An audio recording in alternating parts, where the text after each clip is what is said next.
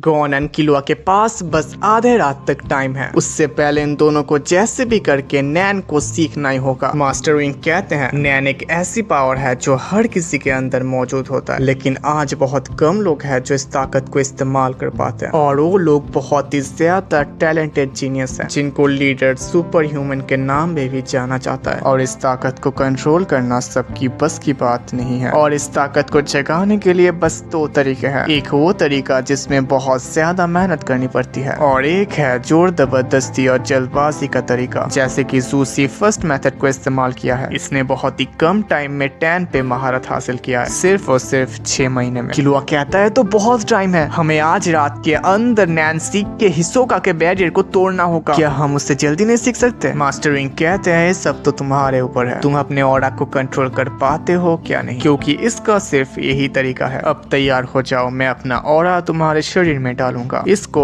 हैत्सु कहा जाता है, जो मैंने तुम्हें पहले भी समझाया था। जाहिर है मैं अपने कंट्रोल में रख के इसको करूंगा, क्योंकि मैं तुम दोनों को खत्म नहीं करना चाहता, लेकिन फिर भी ये मेथड बहुत ज्यादा खतरनाक है। आसान भाषा में इसे मैं एक शौक की मदद से जगाने की कोशिश करूंगा, जिससे तुम आसानी से टैन सीख जाओगे। मैं तुम्हारे सोए हुए शरीर को एक बिजली का झटका दूंगा। मैंने तुम्हारे शरीर को सोया हुआ इसलिए कहा क्योंकि तुम्हारे शरीर के माइक्रोपाइल्स बंद है। इसका मतलब तुम्हारे ऑरा निकलने पे रुकावट है, इसीलिए मैं अपना ऑरा तुम्हारे अंदर भेजूंगा, जिससे तुम्हारे माइक्रोपाइल्स खुल जाएं। लेकिन ये बिल्कुल भी आसान नहीं होगा। आमतौर पे बहुत ज्यादा टाइम लगता है अपने ऑरा को बाहर लाने पे और डिस्कवर करने में। एक काम धीरे धीरे होता है, जैसे कि ज़ूसी को भी इसे करने में 3 महीने लग गए, लेकिन तुम इसे 1 हफ्ते में भी कर सकते हो, वाह उससे भी पहले। लेकिन मुझे एक बात तो जरूर कहना होगा, हमारे पास वक्त बहुत कम है। मुझे पता है तुम लोग क्या सोच रहे हो, जल्दबाजी में किया हुआ काम कहीं नुकसान का सबक न बन जाए। तभी किलुआ कहता है ऐसा मुझे बिल्कुल नहीं लगता, क्योंकि मेरे हिसाब से जल्दी में काम करने वाला काम ही सबसे अच्छा होता है। लेकिन ये तरीका बहुत ही ज्यादा रिस्की और मुश्किल है। अगर तुमने इसे सही तरीके से ना कर पाए तो मौत भी हो सकती है, अगर ये करने वाला कमजोर और गलत इरादा रखता होगा। तभी कौन कहता है ना ही हम कमजोर है, ना ही आपका इरादा गलत है। लेकिन मुझे एक बात समझ नहीं आई, आप हमें अचानक सिखाने के लिए राजी क्यों हो गए? मास्टर विंग कहते हैं क्योंकि मैं इस मौके को हाथ से गंवाना नहीं चाहता था। अगर तुम इस टाइम 200 फ्लोर में किसी को चैलेंज कर लेते तो काफी नुकसान का सामना करते। उस फ्लोर में हर कोई जानता है नैन का इस्तेमाल कैसे करना है, और न्यू कमर्स के लिए तो कुछ खास इंतजाम करते हैं। उन सबको कुछ फर्क नहीं पड़ता सामने वाला जिए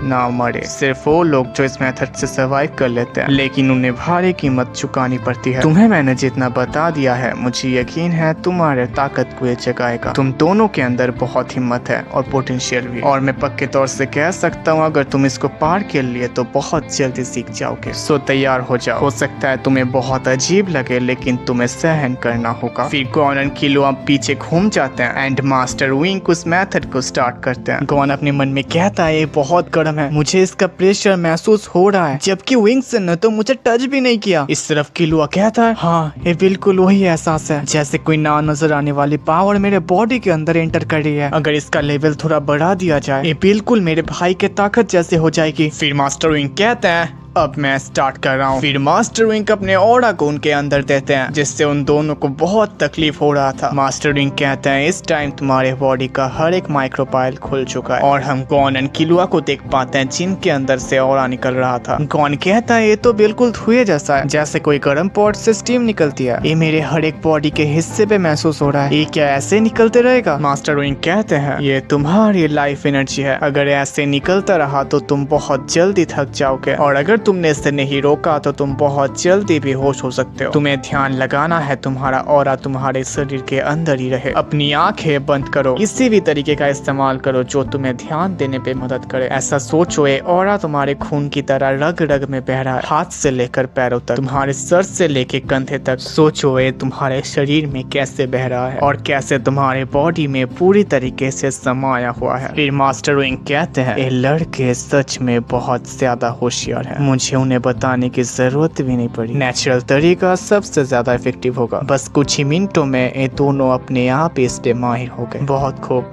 लेकिन ये बहुत खतरनाक भी है। अब धीरे धीरे अपने आंखें खोलो, कैसा महसूस कर रहे हो? गॉन कहता है मुझे ऐसा लग रहा है मैं किसी गर्म चीज में लिपटा हुआ हूँ। किलुआ कहता है हाँ, जैसे लग रहा है मैं कोई गर्म कपड़े पहना हूँ। अब इस चीज को पूरी तरीके से समझ लो, अगर ऐसा हो जाता है तो तुम सोते हुए भी टैन का इस्तेमाल कर पाओगे। अब मैं तुम्हारे खिलाफ खतरनाक नैन का इस्तेमाल करूंगा, तैयार हो जाओ। पिछली बार तुम इसके सामने खड़े भी नहीं हो पा रहे थे और इस बार किलुआ कहता है मैं आपके टेक्निक को समझ रहा हूँ। मास्टर विंग कहते हैं अगर तुमने अभी मेरे नैन का मुकाबला कर लिया तो तुम उस बैरियर को भी आराम से पार कर लोगे, तो चलो तैयार हो जाओ। फिर मास्टर विंग अपनी पूरी ताकत इस्तेमाल करते हैं। ठीक तभी सीन शिफ्ट होता है, हम हिसोका को देख पाते हैं, लेकिन तभी वहाँ पे गॉन और किलुआ भी आ जाते हैं, जिसे देख के हिसोका एक स्माइल करता है और अपने रेंज से उन्हें रोकने की कोशिश करता है। लेकिन इस टाइम वो दोनों टैन सीख चुके थे, इसलिए वो दोनों उस बैरियर को आराम से पार कर पा रहे थे। हिसोका कहता है 200 फ्लोर में तुम्हारा स्वागत है। वैसे तुम दोनों को यहाँ पे देख के मुझे हैरानी नहीं हुई, मुझे अंदाजा है तुम लोग हेवेंस अरीना क्यों आए हो, मुझसे फाइट करने से पहले खुद को ट्रेन करना चाहते हो। गॉन कहता है हाँ, लेकिन मुझे ये उम्मीद नहीं थी तुम यहाँ पे मिल जाओगे, इस तरीके से मेरा बहुत वक्त बच गया। हिसोका कहता है टैन सीखने पर इतना ओवर कॉन्फिडेंट नहीं होना चाहिए, अभी तो तुम्हें नैन के बारे में भी बहुत कुछ सीखना है, लेकिन तुम इस फ्लोर में एक भी मैच जीतने में कामयाब हो जाओ तो चैलेंज एक्सेप्ट कर लूंगा। फिर हिसोका वहाँ से चला जाता है और गॉन और किलुआ भी चले जाते हैं। लेकिन तभी हम पीछे 3 अजीब लोगों को देख पाते हैं जो कहते हैं न्यू कमर्स आए हैं, ये इसे इस्तेमाल करना जानते हैं। मुझे लगता है ये दोनों पक्के खिलाड़ी हैं, लेकिन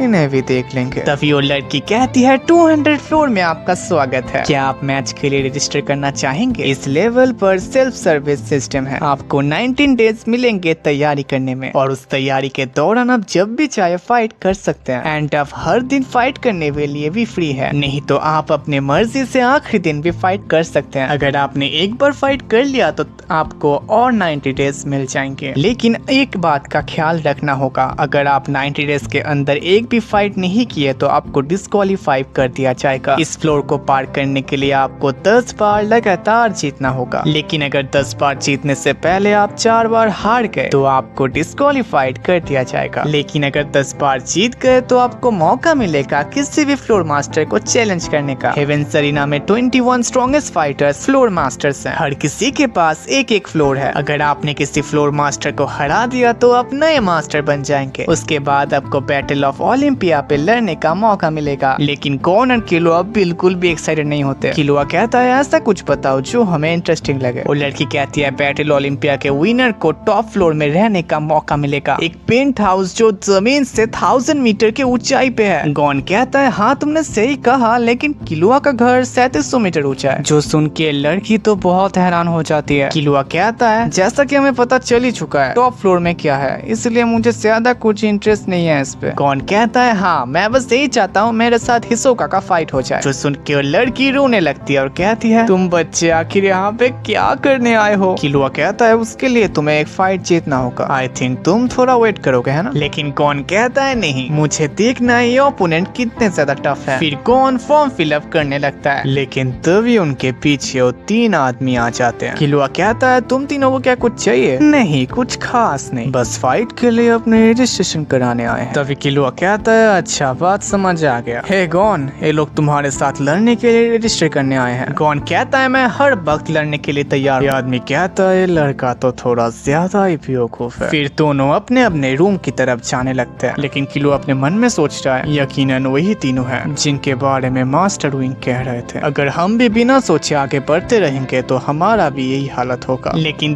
तभी टीवी पे एक मैसेज आता है जहाँ पे लिखा हुआ था गॉन का फाइट कल होने वाला है, जो देख के गॉन तो बहुत एक्साइटेड था। वो कहता है शायद मैं कल के दिन ना जीत सकूं, लेकिन कोई बात नहीं, मुझे ऐसे भी बहुत कुछ सीखना है, मुझे देखना है मैं इस पावर के साथ क्या कर सकता हूँ। फिर गॉन के फाइट का दिन आ जाता है। फिर तभी वो लड़की कहती है आज आपके सामने एक बहुत ही थ्रिलिंग मैच है। सबसे पहले हमारे पास है गॉन जो बहुत ही तेजी से इस फ्लोर में आ चुके हैं और उनका मुकाबला करेंगे गिडो, और जिनका शानदार रिकॉर्ड है 4-1 का। फिर दोनों ही रिंग में जाते हैं, लेकिन तभी गॉन को मास्टर विंग के कुछ बातें याद आने आते हैं, जहाँ पे मास्टर विंग कहते हैं टैन एक प्रॉपरली डिफेंसिव टेक्निक है, तुम दोनों को अभी अटैक करने की पावर को भी बढ़ाना होगा, नहीं तो तुम्हें फिजिकल अटैक्स बहुत ही ज्यादा नुकसान पहुंचा सकते हैं। बहुत ज्यादा नैन का तजुर्बा रखने वाला ओपोनेंट तुम्हारे टैन को आराम से तोड़ सकता है, जिससे तुम्हें बहुत ज्यादा नुकसान होगा। इसीलिए 2 महीनों से पहले तुम्हें कोई फाइट नहीं करनी, और इसके दौरान मुझसे जितना हो सके मैं तुम दोनों को सिखाऊंगा। लेकिन गॉन कहता है मास्टर सॉरी, मुझे फाइट करने का बहुत दिल कर रहा था। इस तरफ मास्टर विंग भी मैच को देख रहे थे, जो कहते हैं क्या कर दिया इसने, बहुत ही ज्यादा जल्दबाज लड़का है। फिर फाइट स्टार्ट होता है, गॉन लड़ने के लिए तैयार हो जाता है, लेकिन उसका ओपोनेंट गिडो कुछ लट्टुओं की तरह निकालता है और वो सीधे गॉन की तरफ छोड़ देता है, जो गॉन के आसपास घूम रहा था। लेकिन तभी उनमें से एक टॉप्स गॉन को लग जाता है, जिससे गिडो को एक पॉइंट मिल जाता है। गिडो कहता है मैं इन टॉप्स को अपने नैन के मदद से कई घंटों तक नचा सकता हूँ, मेरा अटैक का तरीका इतना ज्यादा कॉम्प्लेक्स है, मुझे खुद नहीं पता आगे क्या होने वाला है। गॉन अपने मन में कहता है ये टॉप्स एक दूसरे पे टकरा के मुझ पे हमला कर रहे हैं, ये टॉप बहुत छोटे हैं लेकिन इनका हमला हथौड़े की तरह है। और इसी के साथ एपिसोड खत्म हो जाता है। गॉन के 200 फ्लोर के पहली फाइट शुरू हो चुका है। 200 की फोर्स उसके सोच से बहुत अलग निकली, जहाँ पे सभी नैन के माहिर फाइटर्स मौजूद हैं। क्या गॉन इस अटैक को सर्वाइव कर पाएगा या नहीं?